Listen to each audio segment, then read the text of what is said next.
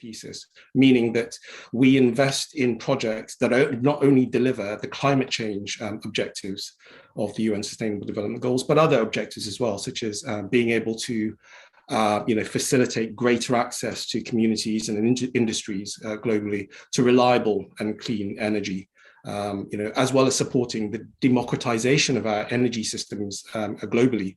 To center the production of energy sources to where the locations where energy is used. That's a more efficient way of doing things. It's distributed energy. So we're very busy at the moment, as you can imagine. We're looking at creating impact wherever we invest, as well as returning favorable yields to our shareholders. And we think that's not mutually exclusive. They come hand in hand.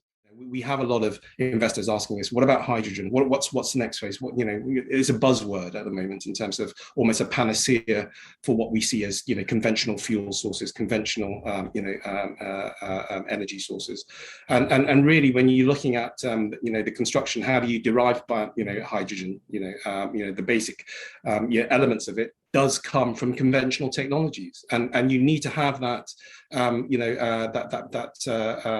that brain power from conventional industry, the energy industry, transition into creating something for the future, as opposed to saying, no, what, you guys from the oil and gas industry, or your intellectual property, whatever, it's dead to us now. We're going to create something from new. It's not a case of that. It's a case of harnessing the best from that industry in order to enable a more sustainable energy future, and we're very much supportive of that. It is a global phenomenon. It needs to be tackled as a global phenomenon.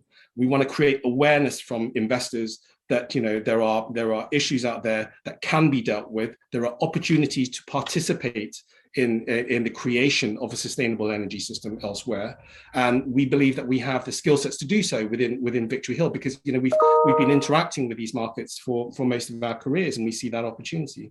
It is a question of making an impact, in areas that need that impact, and right out the box, when we conceived of our investment strategy, we decided, there is so much opportunity related to sustainable energy that we're going to turn it on its head. We're going to anchor our investment strategy on a set of sustainability principles, the UN SDGs that I talked about earlier, the Sustainable Development Goals, and having that anchor, the investment strategy and everything we do, from the execution of the investment and the monitoring and elsewhere, moving forward, really ensures that investors that we face off to understand, how invested we are in promoting sustainability, as opposed to just seeing it as a form of greenwashing, as it were, a bolt-on feature. It's very important to us, So coming to a problem with a more holistic mindset to understand the fundamental issues in that value chain, as opposed to just saying, we're just going to invest in a renewable power generator, I think is the key to unlocking this and enabling this transition to net zero. And I think the government in particular the UK government, has been far too reliant on talking about low-hanging fruits, like supporting that additional growth in offshore wind, for example, when they should really be discussing and considering and showing leadership actually in incentivizing a greater development of that value chain. How do you solve the imbalance issue within the UK context? How do you solve the fact that we're going to be short of CO2? It is a natural consequence of other factors in industry and also in energy.